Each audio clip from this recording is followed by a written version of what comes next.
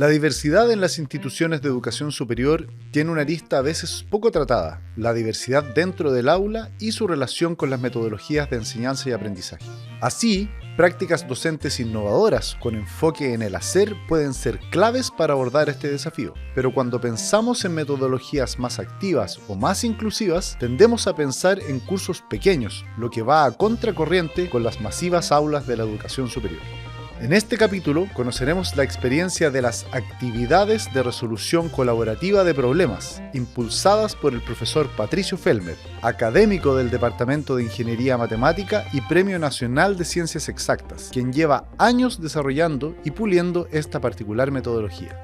Mi nombre es Felipe Celeri Céspedes y esto es Función Docente. Pato, bienvenido, muchas gracias por darte el tiempo de estar acá en nuestro podcast Función Docente, así que muchas gracias. Gracias a ti, Felipe. La verdad que cuando me invitaste me dieron muchas ganas de venir, así que muchas gracias por la oportunidad de conversar contigo. Súper. Bueno, tenemos hoy día aquí una agenda de temas para conversar en el contexto de esta temporada que tiene que ver con la diversidad en la educación superior y particularmente para hablar de tu iniciativa que ya lleva varios años. Casi 10. Casi 10 años. El 2015 va a ser. El 2025 van a ser 10. Perfecto. Partió en el 2015. Sí. ARPA, ¿sí? Cuéntanos un poco la sigla, cómo partió, un poco para dar contexto. Sí, mira, la sigla es Activando la Resolución de Problemas en las Aulas. Uh-huh. Ese es el... Y bueno, en cierto modo, cuando estábamos buscando, porque teníamos que buscar un acrónimo, unas palabras que dijeran algo, la gracia que tiene eso es activando. Esa es la primera cosa, que tiene que ver con que la resolución de problemas es una cuestión innata que está en el ser humano. O sea, ante dificultades el ser humano busca soluciones. Es una cuestión... No sé si uno podría decir que es una de las razones por las cuales somos humanos y ahora estamos en donde estamos, porque estamos siempre resolviendo problemas. Entonces, la idea es activarla, porque quizás no está activada. Y muchas veces observamos que no está activada. Los estudiantes, cuando les dan un problema, un ejercicio, si no le han dicho cómo se hace, dicen, claro, no me lo han enseñado, no sé hacerlo. Entonces, pero activarlo es que eso que tienen adentro lo empiecen a sacar. Y lo otro que también para nosotros es importante es decir, en las aulas, porque nuestra ambición siempre es tratar de fomentar esto en todas las aulas, en todo Chile. O sea, son ambiciones, pero son sueños, digamos, de que en Chile la resolución de problemas sea un tema relevante. Entonces ese es como el origen. Y bueno, partimos, la historia es bien larga, digamos, pero en 2015 partimos con un proyecto FONDEF para instalarlo en algunas escuelas. Y luego pasó a la educación superior, en algún momento llegó a... Sí, eso es interesante porque nosotros estábamos trabajando ya un tiempo con Cristian Reyes en ARPA, 2017, por ahí de haber sido. Y entonces realmente te dice, oye, yo estoy hablando a todo el mundo que a ganar para resolución de problemas y yo aquí en la escuela hago mis clases tradicionales. Espérate un poquito, tenemos que ser un poquito consistentes. Y ahí empezamos con Cristian a idear, digamos, ¿por qué no hacemos nuestros cursos aquí en ingeniería con resolución de problemas? Empezamos a experimentar. ¿Ya? Al principio no fue muy bien aceptado. ¿Ya? De hecho, de parte de la Escuela de Ingeniería se discutió en estos consejos, el Consejo de Escuela, creo que se llama. Consejo de Escuela, el Consejo se discutió y todo, y nos autorizaron a hacer los concursos beta, porque para cursos alfa no era. Claro. Y nada, pues lo hicimos. Y nos fue bien, pero también hubo rechazo de los estudiantes, de algunos estudiantes. Sí. Me recuerdo una vez, porque nosotros pedíamos que los estudiantes fueran a las sesiones de resolución de problemas. Y entonces llegó una dirigente estudiantil a mi oficina, estuve hablando como una hora. Y entonces ella me decía, pero ¿ustedes tienen prueba de que esto funciona?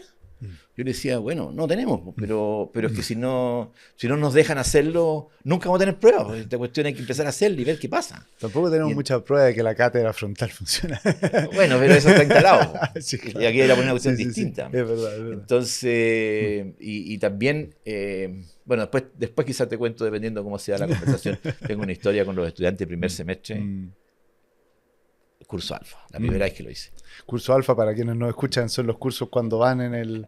Luego, más adelante, la carrera todo se va mezclando, pero al principio es muy marcado los que van en track regular, van aprobando sus cursos en orden, y están estos cursos que típicamente están compuestos más por personas repitentes, y después se va mezclando, después ya se vuelve más homogéneo.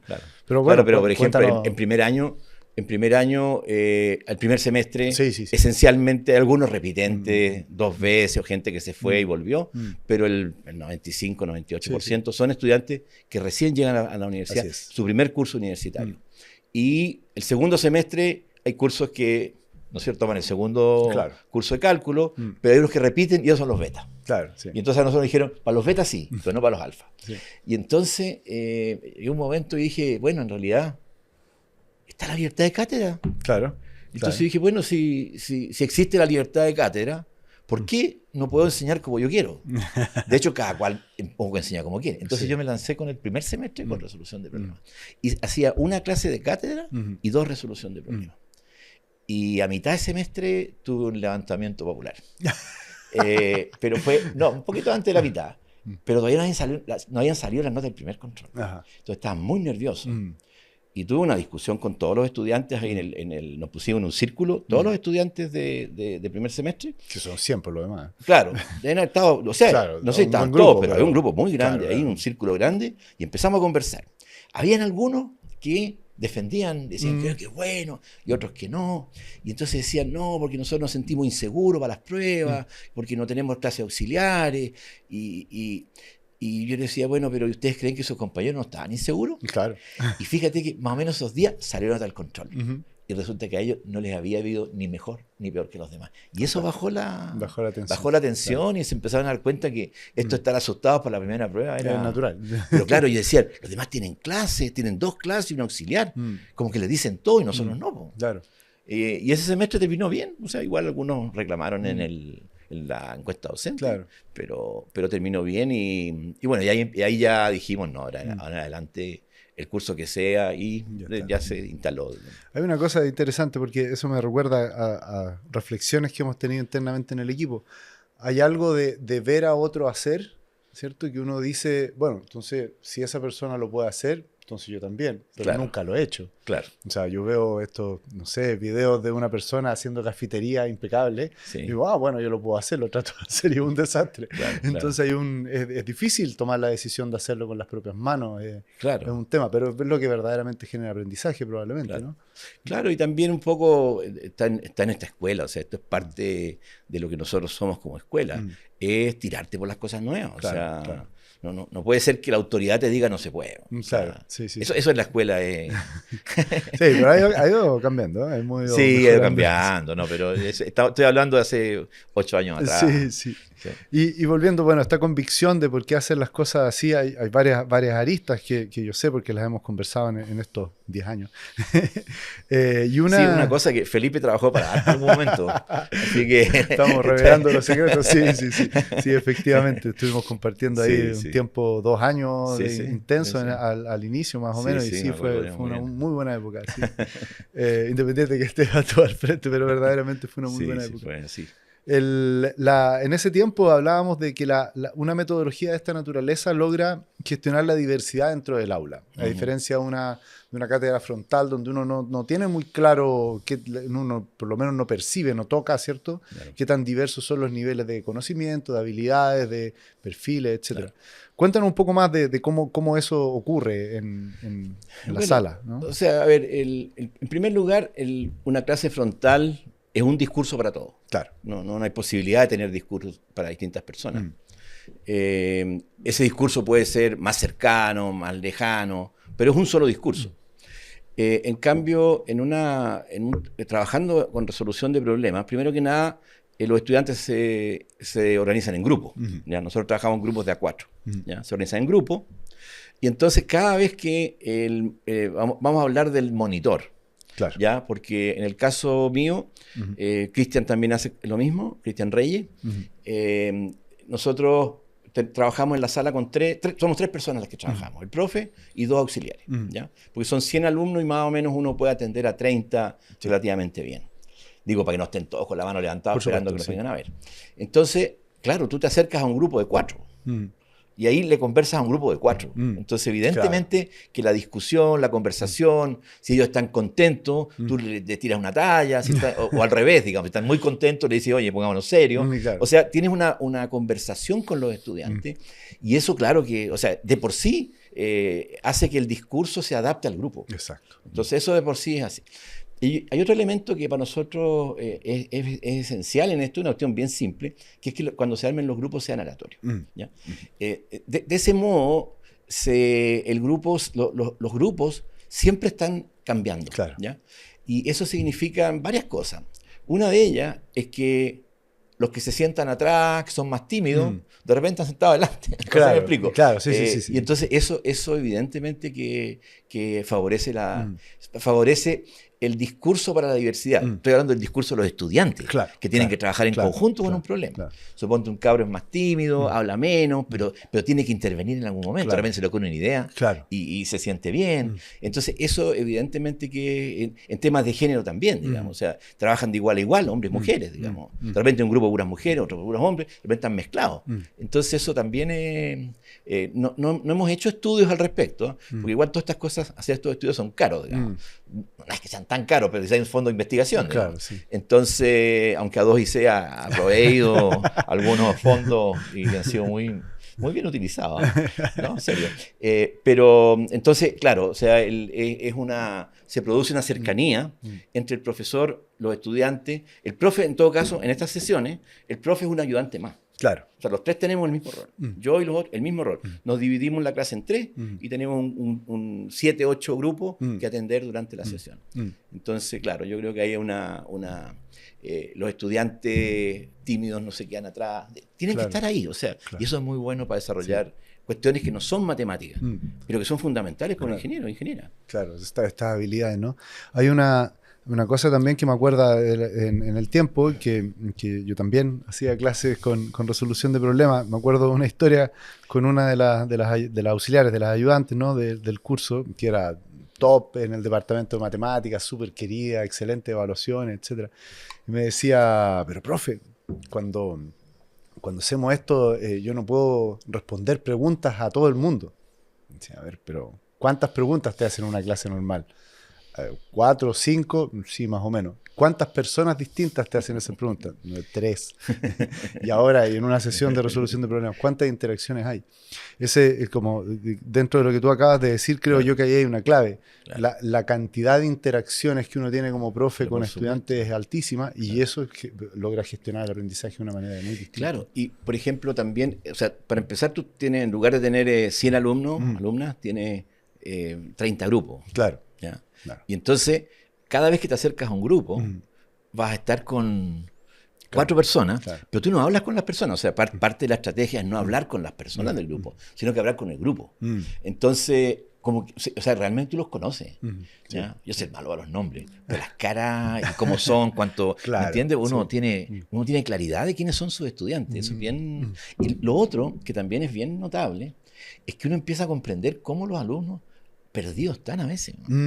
El profe cree que entiende a sus alumnos porque hay 3 o 4 que levantan la mano y que mueven la cabeza, pero de repente te das cuenta que tiene unas confusiones, ¿ya? Y después ves que en las pruebas les va igual que a los otros, o a veces un poco mejor. La verdad que nosotros hemos tenido resultados de la media para arriba, pero no es que seamos mejor, no le fuera mejor a nuestros estudiantes, pero nosotros conocemos cómo luchan los estudiantes por los problemas. Uno como profe no tiene idea. Sí, eso me lleva a este concepto de las creencias de profesores con respecto a sus estudiantes, ¿no? Me acuerdo en el tiempo, en un estudio antiguo también, como conversábamos fuera de cámara, que habían profes que decían, no, estos son los buenos para la matemática y esta gente entonces divido la clase, entonces los grupos. Y acá cuando uno va haciendo esto, va rompiendo un poco eso, porque típicamente en una clase frontal uno cree, ¿sí?, que quienes se sientan adelante saben porque asienten con la cabeza, ¿no? Pero no necesariamente logran resolver un problema, que es lo que uno ve ahí. Entonces, eso probablemente, lo que tú me estás diciendo, me llama a que hay creencias que se van poniendo un poco más líquidas o se van precisando con respecto a las personas, ¿no? Claro, no, o sea, bueno, hay varias cosas ahí. El tema, en la escuela de ingeniería tal vez no es tan fuerte porque las clases no son todo el día en el mismo lugar.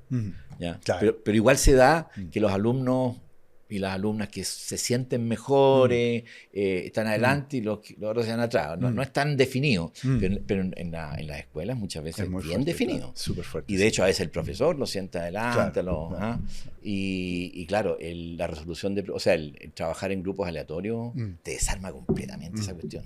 Y eso es tremendamente valioso, porque aparte de que genera una... A veces alguna gente piensa, mira, pero es que tú no le estás dando chance a los mejores alumnos para que vayan más lejos. Claro. Y eso tampoco es cierto, digamos. O sea, porque hay muchas cosas...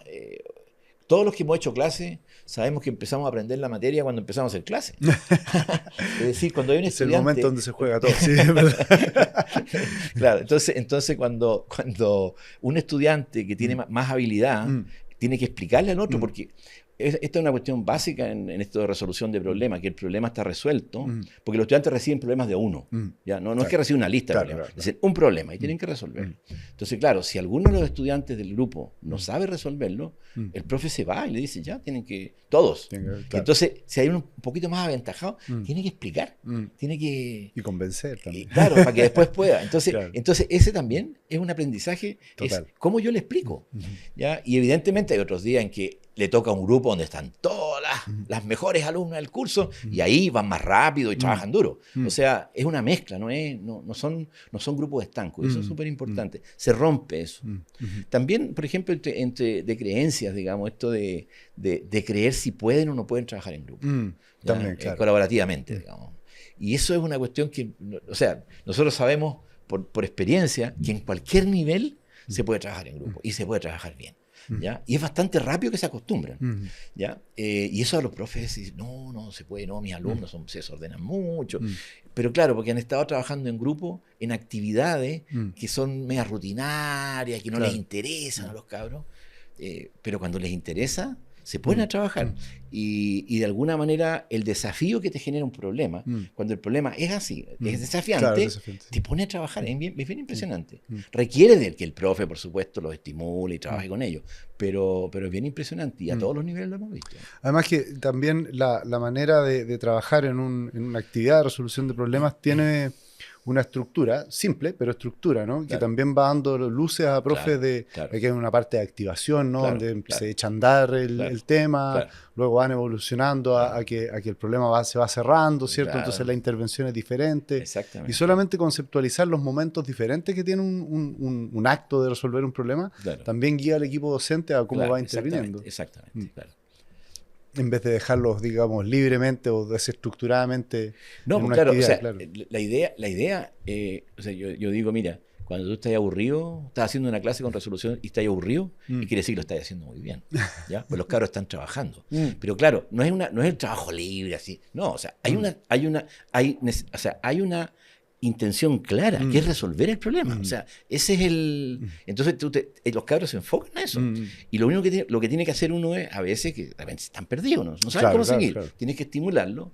Y siempre nuestra estrategia es estimularlo con preguntas, con desafíos, y por qué no lo miras así, sin decirle cómo. Claro. O sea, eso a veces cuesta. A nosotros los profes nos gusta explicar cómo se hacen las cosas. Eso es parte de nuestro... Claro. ¿ya? Pero un buen profe es el que provoca dudas, el que ayuda con preguntas para que los estudiantes comprendan. Y así empieza a generarse autonomía también. Exactamente. Bueno, otro elemento que tiene el trabajo colaborativo que también me gustaría destacarlo, ¿no? Que esta construcción de redes, ¿no? Sí. Porque pasa que del tránsito, sobre todo en los primeros años, que estamos hablando siempre de los primeros años en matemática, primeros semestres, vienen de ciertos colegios, tienden a juntarse entre colegios. Claro. Hay colegios que son más gravitantes dentro de una facultad de otra por tradiciones que tienen historias, ¿no? Entonces están todos juntos los del colegio A, y si yo soy de los pocos de mi colegio que entró, no tengo grupo.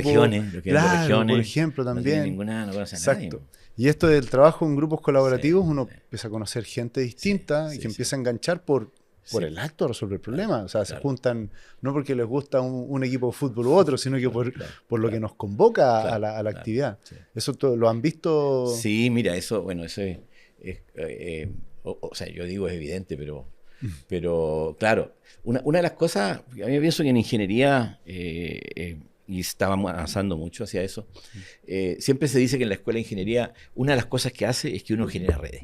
¿Ya?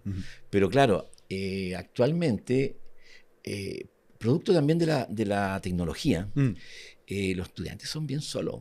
Sí. Se los ve, por ejemplo, en la sala de clase antes de que empiece la clase, no están conversando. Sí. Casi todo, cada uno está mirando su celular y terminan la clase y se van. Entonces hay una tendencia muy fuerte o sea, esto no es individualismo, es soledad, Claro, es distinto. sí, sí. ¿Ya? Entonces, el hecho de generar un espacio donde desde el principio, primer semestre, se empiezan a mezclar y se conocen, eso es muy valorado. Ahora, nosotros durante la pandemia hicimos una pequeña investigación, digamos. De hecho, fue auspiciada debo decir... Financiada por financiada, nosotros de alguna manera. digamos, generosamente para 2IC. Y entonces lo que hicimos fue una cuestión súper simple. Tomamos a los estudiantes, les pedimos que miraran la lista del curso y anotaran frente a cada nombre si lo conocen, no lo conocen o si son amigos. ¿Ya? Y después lo mismo hicimos con otras 3 preguntas que eran: nunca he estudiado con él, estudiado regularmente con él. ¿Ya? Y entonces lo hicimos con nuestras 2 secciones con Cristian en plena pandemia y 4 secciones que no eran de... Perfecto. Y bueno, imagínate lo que pasa. O sea, así un grafo con los que se conocen. Perfecto. Hicimos grafo para los 2 lados. O sea, si yo te reconozco a ti como amigo, claro. para que sea válido, tú tenés que reconocerme como amigo. Okay. ¿Ya? Porque también hay populares que todos conocen.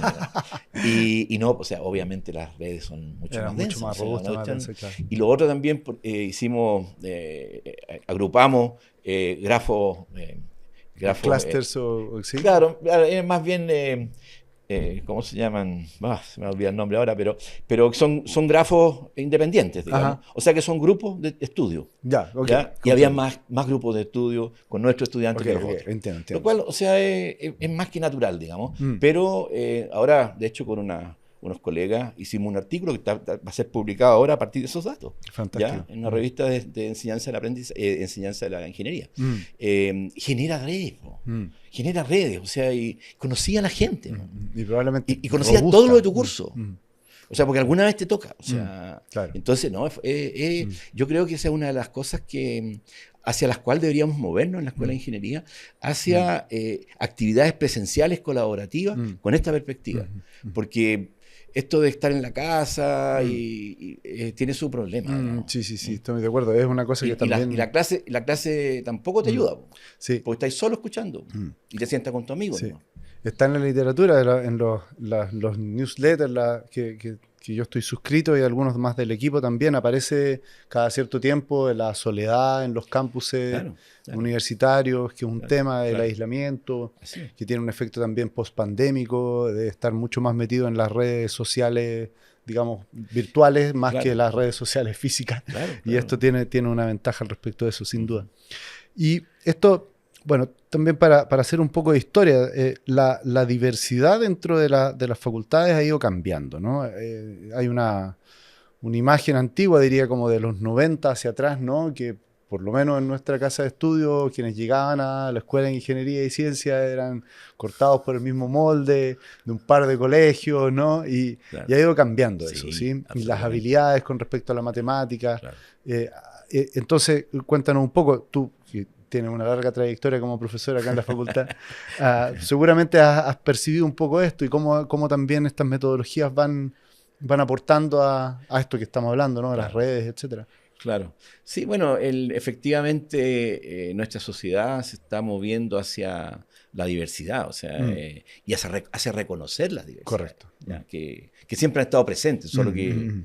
Y claro, la escuela de ingeniería, todos cuadraditos, o sea, hay una ¿cómo se llama? Una imagen de los hombres y mujeres de la escuela de ingeniería. Claro, sí. ¿Ya? Y que ahora tú te das cuenta que es nada que ver, o sea, tú tenés de todo aquí en la escuela. Y claro, este tipo de actividades evidentemente que que fomenta esa diversidad, que la hace aparecer, digamos. Tú te contactas como profe, te contactas con los estudiantes. Por ejemplo, una cuestión bien sabida, digamos, que en las escuelas de ingeniería, de matemática, hay muchos niños con TEA, hay niños, porque esta de concentrarse en una cosa y darle. Y nosotros tenemos estudiantes y normalmente no son percibidos por el sistema. O sea, no. Ahora tú aquí los ves, digamos, te encuentras con ellos. ¿Ya? Salvo, claro, hay algunos casos en que requieren una prueba especial, ahí tú lo conoces como profe, pero si no es el caso, tú no te das cuenta. O sea, aquí los ves, estás presente, y como que los ves cómo interactúan. Entonces, estas metodologías yo creo que efectivamente permiten atender mejor la diversidad. En la mezcla también, lo que hablábamos antes. Claro. O sea, la diversidad no es que hayan alumnos y alumnas con ciertas características y otros acá que no se junten. Claro. Eso es otra cosa, es segregación. El mezclarse, eso hace sociedades diversas o comunidades diversas como la Escuela de Ingeniería. Entonces yo creo que este tipo de actividades que yo sé que se hacen en muchas carreras, se está avanzando. Bueno, si la ingeniería ya no es sola, la ingeniería se hace en conjunto con un montón de gente. Claro. Entonces ya no es, incluso la matemática. Tú miráis los artículos de investigación, el número de autores va creciendo. O sea, antes era muy común artículos con un solo autor, ahora es muy poco común. La mayoría de los artículos son, el promedio creo que está en 2,5, el promedio del número de autores por artículo. Eso significa que los matemáticos estamos colaborando mucho más. ¿Ya? Y no sé, ingeniería es obvio, digamos, porque hay expertise distinto. Claro. Entonces, el trabajo colaborativo es una cuestión esencial. Y bueno, estas cuestiones van a ir evolucionando, qué sé yo, pero yo pienso que en algunos años más va a haber mucho más trabajo colaborativo en los cursos de física, más en cursos de matemática, y van a haber también cursos frontales. O sea, yo creo que de nuevo la diversidad va a ser nuestro ser, digamos. Sí, porque es verdad eso. En la evolución, me atrevería a decir que la evolución de la enseñanza de la ingeniería ha atendido al trabajo colaborativo, pero no ha llegado tan fuerte a las áreas de matemática, física, química, que las ciencias básicas, sino que era una cosa como los cursos de proyectos, donde hay innovación, como estaba como muy en ese ámbito, y una metodología como ARPA va...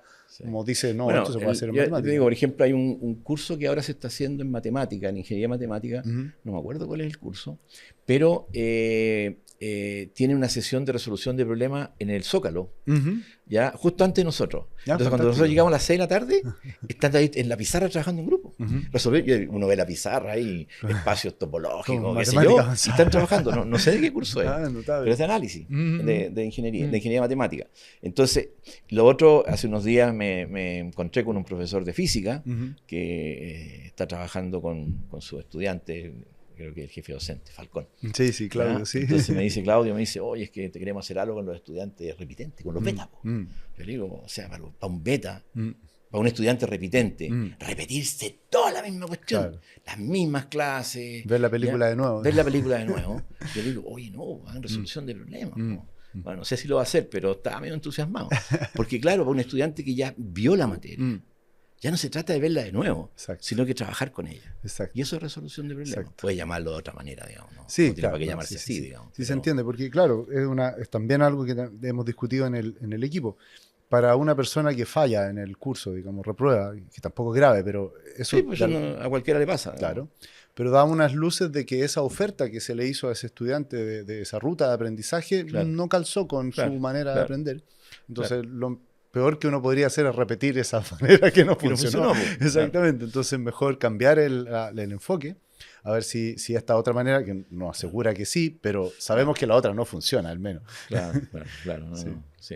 Hay una cosa también con respecto a quizás conectarlo con cómo si fallan o no en los cursos, que tiene que ver con un concepto que lo encontré muy interesante cuando lo vi, que es la identidad matemática, ¿no? Sí. Que es como esta manera como yo me percibo a mí mismo con respecto al contenido, ¿no? Claro. Que hay un choque bien fuerte para escuelas exigentes como la nuestra, bastante teóricas inicialmente, no una repetición mecánica de resolver una ecuación. Entonces eso va mutando también en el tiempo y creo yo, y para comentarlo, ¿no? Que esto trabajo colaborativo en torno a la matemática va como reajustando más rápidamente eso, ¿sí? Fíjate que dirigí una tesis de un estudiante de ingeniería matemática, Leopoldo Cárdenas, justamente sobre ese tema. ¿Ya? Estaba interesado en ver cómo evoluciona la identidad de una persona, la identidad matemática, o sea, es cómo se ve en términos de la matemática. Sí, un estudiante que sale de la secundaria y bueno, ahí está en el 10% superior. Claro.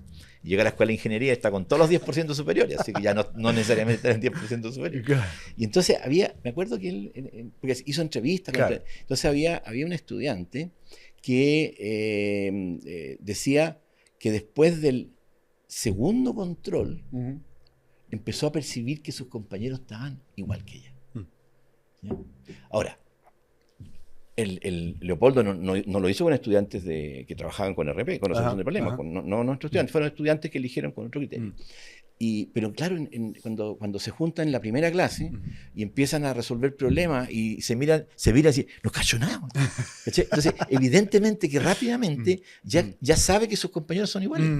Y eso es una cuestión fuerte, claro. Si no lo sabe, porque estás solo, sientes que te va mal, que no entiendes, y como de repente hay unos que preguntan, te sentís mal. Entonces, evidentemente que...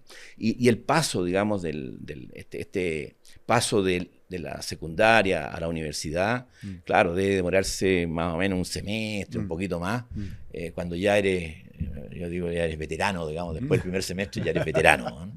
Ya has estado en una guerra, digamos. Ahí ya empezáis a sentirte quién eres matemáticamente, digamos, como estudiante de ingeniería en los cursos de matemáticas. Pero todo ese periodo, evidentemente que conversar con otros ayuda, porque te vas identificando con tus compañeros y van viviendo el mismo proceso, no lo estás viviendo solo. Para gente de regiones o a veces de algunas escuelas o colegios que no siempre viene gente para acá al principio, están bien solos y no tienen como con quién conversar. Sí. Entonces, claro, yo creo que ayuda, digamos. Sí, sin duda. Ahora, yo soy fan de esto, así que yo pienso que ayuda para todo, pero de verdad creo que hay elementos objetivos que hacen que la experiencia universitaria con la matemática sea más amable y sea más social, y por otro lado no pierdes nada en cuanto a la matemática, porque vemos nosotros los resultados, digamos, y no tienen, entonces obviamente queda más. Sí, total. Bueno, Pato, ha sido una conversación muy buena. ¿Ya se pasaron los...? Tenemos... Yo tenía hartas cosas más que... No, mentira.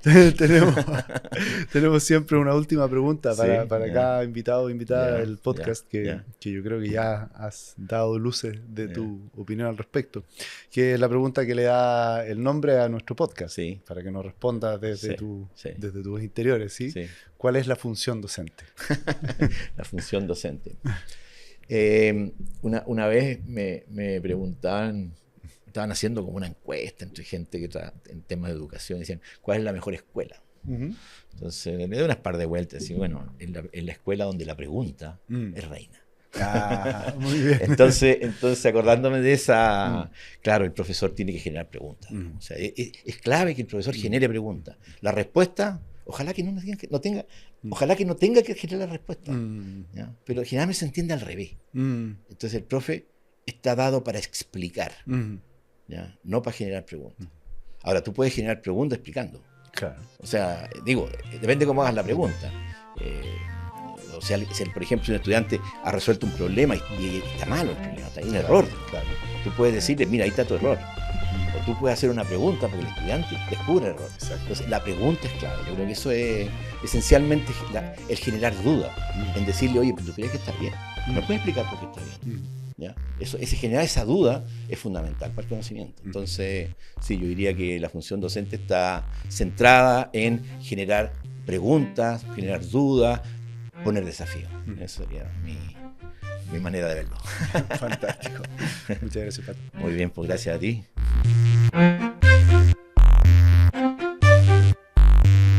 Escuchaste Función Docente, podcast del Área para el Aprendizaje de Ingeniería y Ciencias A2 y C y la Escuela de Ingeniería y Ciencias de la Facultad de Ciencias Físicas y Matemáticas de la Universidad de Chile.